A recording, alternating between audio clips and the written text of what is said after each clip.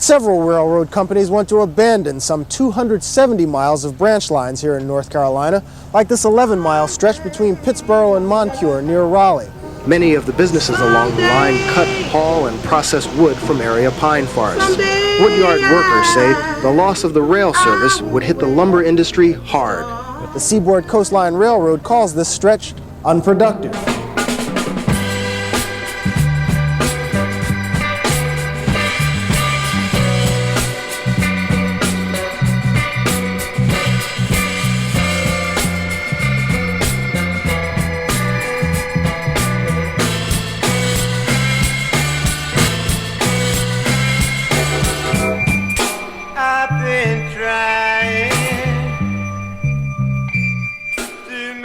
Just a quick disclaimer before we get started, there's not really a ton of information available online about the railroad, and it honestly seems like there's a bunch of different stories and a bunch of different years that are all kind of in the same spot. So I've tried my best to compile the most frequent information and the most reliable information from both digital and physical sources. Anyways, let's get on with the story.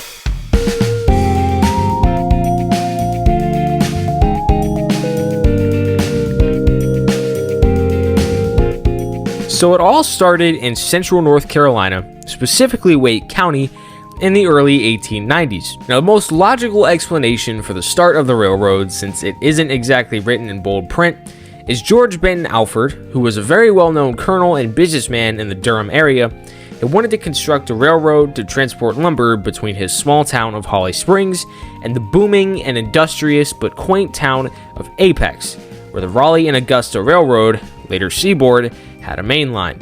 He had made some deals with local businessman Jonathan Angier to extend his planned route south from Holly Springs to Angier's small farmland community, which would later be incorporated as, well, Angier. Angier would also be appointed the railroad's president, and the line was to be called the Cape Fear Northern Railway. After some quote-unquote hard times, the ground was first broken for the CF&N's construction by Mrs. Mattie Alford in Holly Springs, where the Alford family resided, in July of 1898. Construction on the Cape Fear Northern would be completed in 1903, and the route would have stations at Apex, Holly Springs, Duketon, which I believe was later renamed Wilburn, Blanchard, Holland, and Angier. Now, around the same time, the Duke family, which were very well known in the Durham area thanks to their ventures such as Duke Power, the American Tobacco Company, and Trinity College, were also constructing a railroad of their own. This railroad, which sought to run from Durham to Apex, was to be called the Durham and Southern.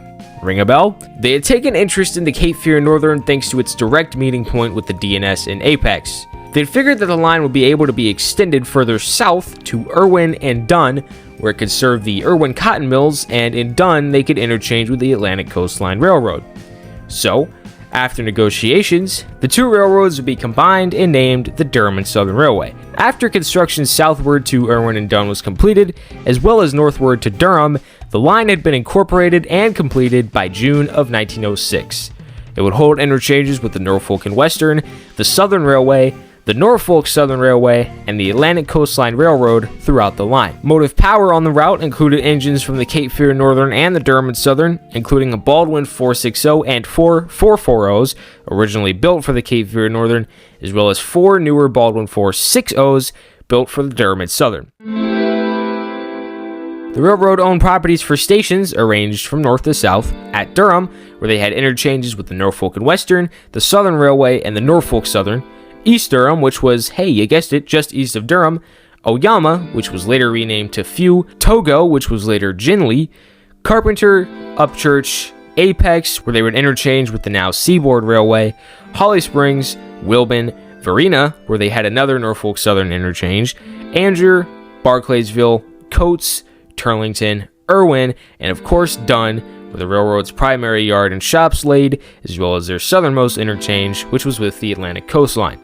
Old photographs also indicate the railroad once having a small depot at Lowe's Grove, which would have been between Oyama and Togo. But not long after the railroad's incorporation, an underpass was installed, which would have led to the depot being demolished.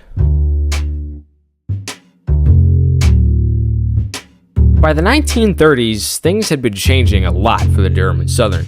Jonathan Angier, who, as previously mentioned, was the railroad's president, had passed away in 1911, and somehow G.B. Alford had surpassed him all the way until 1924. He was followed soon after by the railroad's main leaders from the Duke family, Benjamin and James B. Duke, who had both passed away by 1929. This would essentially leave the Durham and Southern without much of its main leadership, but thankfully, just a few years prior in 1924, they had made a decision that likely bought them many more years. See, Benjamin Duke and his fellow executives had made the decision to combine the Durham and Southern with the Piedmont and Northern Railway, which was another short line that had electrified tracks in the Charlotte area as well as South Carolina that the Duke family had also owned. This had actually aligned well with previous proposals of connecting the two railroads between Durham and Charlotte, as well as electrifying the existing Durham and Southern trackage. Unfortunately, that would never happen because, if you don't know, the Southern Railway already owned the exact same route, which led to the Interstate Commerce Commission quickly shutting down these plans. But nonetheless, the DNS had been able to merge with the Piedmont and Northern while still retaining their own names, and everyone lived happily ever after until the Great Depression. Yeah, great timing, eh? Now, surprisingly, the Durham and Southern made it through the Great Depression rather unscathed, same as their sister railroad. However, that doesn't mean they didn't have their fair share of hardships. Numerous files and reports from the decade list thefts of the Durham and Southern, with some of the biggest including a station robbery at Irwin, where shipments and a gun were stolen. Freight warehouses, boxcars, and coal cars were also robbed from. However, at what seemed like the worst time possible, which we'll learn was not abnormal for the DNS, they decided to expand their fleet in 1929. See, between 1929 and 1933, the railroad had purchased 6 new Baldwin steam engines, which were all 210 decapods, numbered 200 to 204, as well as an outlier numbered 403. These would become the workhorses of the fleet, and the predecessor engines were all either scrapped or sold. The DNS had also purchased a fairly interesting unit, number 1140, a former Norfolk & Western M-Class Baldwin 480. This engine was certainly much different from the other engines the DNS owned, which was not just visually, but also in the way it operated. And according to engineers at the time, it was unreliable, inefficient, and would even quote-unquote throw fires, which would lead to grass fires along the railroad's right-of-way, which is not a problem they needed. Not only that, but it was limited to only 40 miles per hour thanks to changes that the engine needed to have before it could even be used on the line, which was another turnoff for the railroad. And unfortunately, even though it sure looked great, because of these restrictions, it was rarely ever used and was sold off for scrap. I'm just now realizing I didn't mention this previously, but I've rewritten the script about 15 times, and I don't feel like doing it again. So I'm just going to put this out here now, unscripted. The Durham and Southern not only ran freight trains, but they had passenger trains, which would stop at all their stations, and they had a pretty good number of passenger equipment. But that leads us into 1943, and by then, the Great Depression had long since been gone, but it would have a lasting effect on the DNS. As, in order to consolidate their rail operations and save money, they decided to slash those passenger operations to focus on freight, which made sense as passenger services weren't really needed in the area thanks to more efficient roadways like Highway 55 that had been constructed.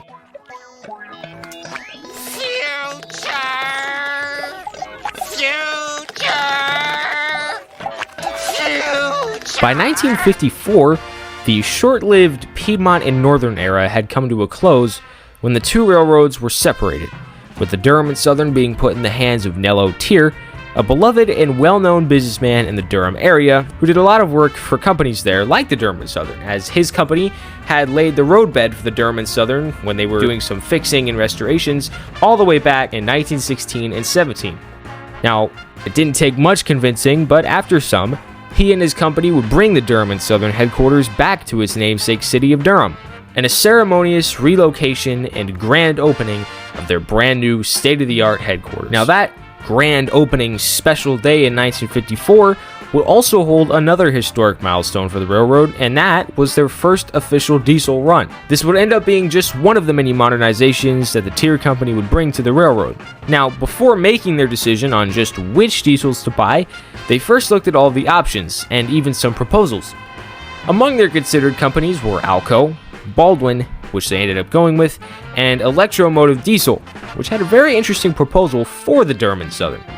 See, included in their proposal was the option to buy 3 EMD SW-9 switchers to replace their 5 steamers, which already seems kind of like a bad idea because switcher locomotives are kind of slow.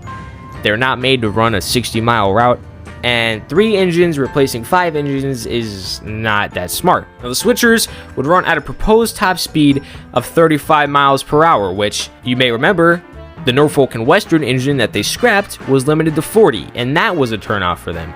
So 35 miles per hour along both sections of the route did not seem all that enticing to the railroad. But along with this proposal, EMD had also brought about the idea of relocating the Durham Southern shops to Apex, with these plans including a brand new engine shop, oil shops, and a new water treatment facility. Unfortunately, due to likely cost-related reasons and the Seaboard maybe not liking that, the D&S did not accept EMD's locomotive proposal. But eventually, as previously mentioned, the D&S would choose to go with Baldwin once again, as they had been the railroad's trusted locomotive provider since the very beginning. So the railroad would purchase 3 1,200 horsepower Baldwin RS-12s, and it was finalized in November of 1953, which brings us back to that historic day in 1954. A luncheon was held by the railroad at their brand new headquarters in Durham, where local bankers and the governor of North Carolina at the time, William B. Umstead, were invited, and they all gathered round to watch RS-12 number 1202 lead the railroad's first official diesel pulled run. These Baldwins proved to be more than reliable, and the railroad continued praising the company by purchasing some used ones in the early 1960s. These used Baldwins included 4 DRS 4-4-1500s, which they had acquired from the Minneapolis-based Soo Line and the Southern ally of the Norfolk Southern in 1962 and 63. They also purchased 2 DRS 6-4-1500s from the Norfolk Southern and the Erie Railroad for scrap, as well as 2 small 65 and 80-ton switchers for, well, switching.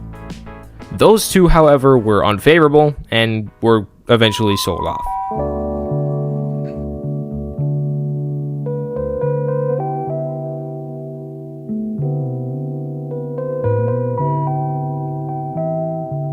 Quickly came the 1970s, and all of the old steamers had been scrapped. Nello Tier Sr. had passed away. A man named George Hill had become the railroad's president. The Baldwin diesels, even though they were only around 15 years old, just weren't cutting it. And by 1972, the Durham and Southern was commonly leasing GP9s and RS11s from the Norfolk and Western, and lease power from the Seaboard was not an uncommon sight either. On top of the seeming lack of power, the railroad was also losing money, as were all railroads at this time, but especially short lines. The Durham and Southern was starting to operate less and less freight along its 60-ish mile route, and the industries along the line were beginning to close as manufacturing overseas was becoming much cheaper. However, the railroad had made it through the Great Depression, so it seemed like they would be alright once again. And instead of giving up and losing hope, they made efforts to combat this decline. They had started leasing off their freight equipment to other railroads, which was a smaller decision, and they had made one big decision which at the time seemed huge, and today still is. In this trying time of 1972, the Baldwin Locomotive Works had long since ceased operations, and the Baldwin bias was finally going to have to come to an end. And so, that year, the D&S placed an order to lease 4 brand new EMD GP38-2s. That's right, brand new electromotive diesel road switchers. Now, these things are so reliable that they're still very commonly seen on main lines today. These engines were to be numbered number 2000 to 2003, and they would don the railroad's iconic, for the area, black paint scheme with the signature streamlined white stripe and yellow and black accents. These new engines would be delivered in late 1972, and the railroad would sign a 15-year lease costing around $1 million. Although these engines were leased, they basically did belong to the D&S, and modifications were made to the engines for the railroad, which included half-size fuel tanks, bathroomless cabs, and no dynamic brakes, which, very interesting, but do whatever you gotta do to save money, I guess. By the way, they didn't even last 15 years after that, so they totally could have ripped off EMD. So, of course, these new engines were great, They certainly looked awesome, and they might have helped for a good few years, but they weren't going to solve all the railroad's problems in the long term, and by the mid-1970s, the end was coming near.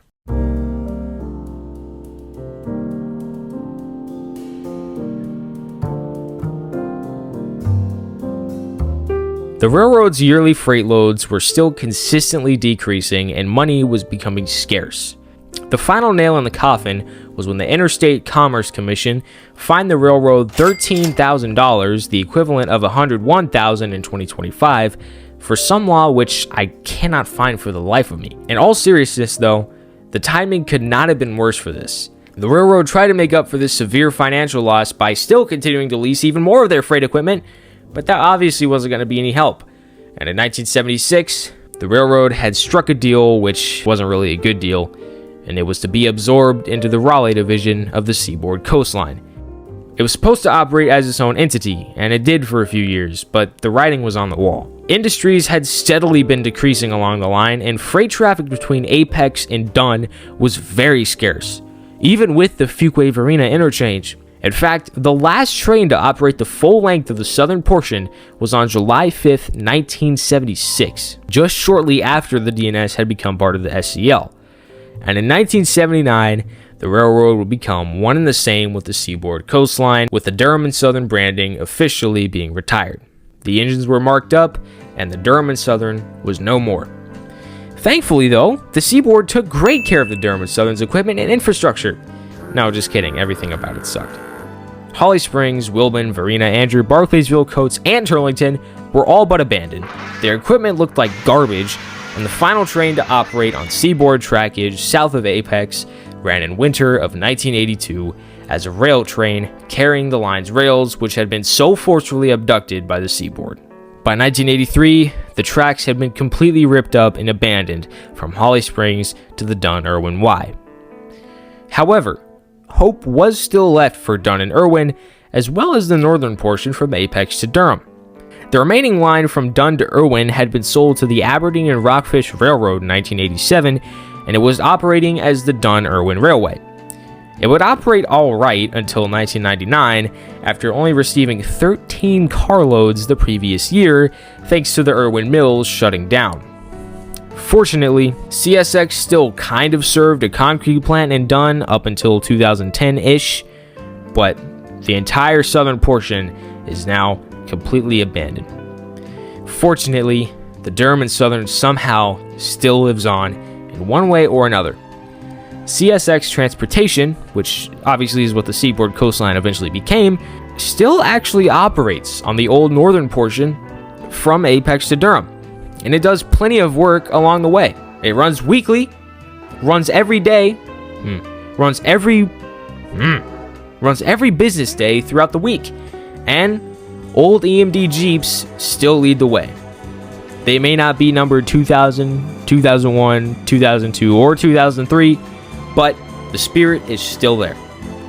The 4 original GP units were renumbered to 2556, 2557, 2558, and 2559, and supposedly they're still operated by CSX. Unfortunately, though, I do have my doubts, as these engines were especially fitted with only half a fuel tank to save money, as well as their lack of dynamic brakes, and I doubt that's favorable. Although, it seemed they took some interest in them, because according to some pictures, unit number 2557, which was originally engine number 2001, has been fitted with a full-size fuel tank. So, I'm sure somewhere, somebody out there is watching one of those things go by right now as we speak.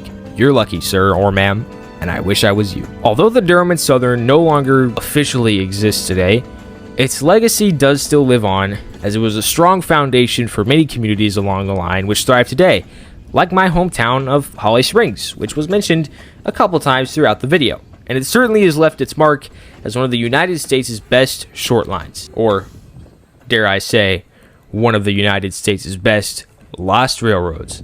Anyways, I really do hope you all enjoyed this video. It's certainly been a fun project, and I enjoy learning about my area's railroad history. As previously mentioned, my hometown is Holly Springs, the DNS stop which was just south of Apex, where GB Alfred was based, and where the first shovelful of dirt was thrown for construction on the railroad. What's crazy is I've been a foamer since 2020, but I only found out about this railroad in 2023 because Holly Springs does such a great job of telling everyone about the railroad that they can thank for their existence. Yeah, right, it wasn't in your budget for a historical marker. Anyways, I'm not going to get all into that. I can get into that in part 2, where we're going to explore the entirety of the line from Durham to Dunn, every single point of interest along the way. I'm really looking forward to that, and I hope you all enjoy. Anyways, thank you so much for watching. This has been episode 1 of Lost Railroads, the Durham and Southern Railway. Peace. Finally, 26 minutes, jeez.